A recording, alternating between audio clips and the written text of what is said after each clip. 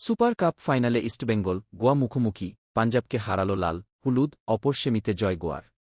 Hello, আমি খাইরুল এবং আমার চ্যানেলে আপনাকে স্বাগতম। 1 বছর পর আবার সুপার কাপের ফাইনালে উঠল ইস্টবেঙ্গল।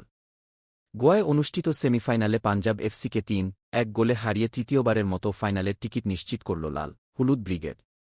গোল করেন মোহাম্মদ রশিদ, কেভিন সিবিলে এবং সাউল ক্রেসপো। তবে চিন্তার বিষয় কোচ অস্কার ব্রুজোর লাল কার্ড, তিনি ফাইনালে রিজার্ভ বেঞ্চে থাকতে পারবেন না। ম্যাচের শুরু থেকে ইস্টবেঙ্গল আধিপত্য দেখাতে থাকে।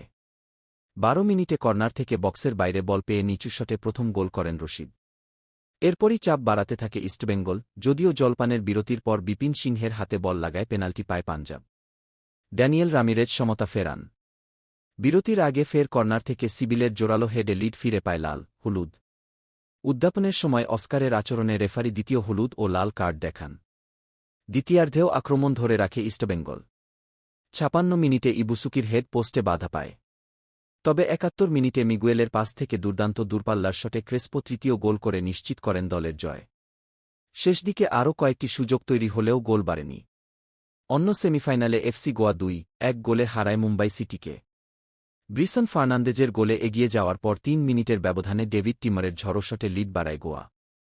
দ্বিতীয়ার্ধে মুম্বাই পেনাল্টি মিস করলেও ব্র্যান্ডন ফার্নান্দেজ 1 গোল শোধ করেন।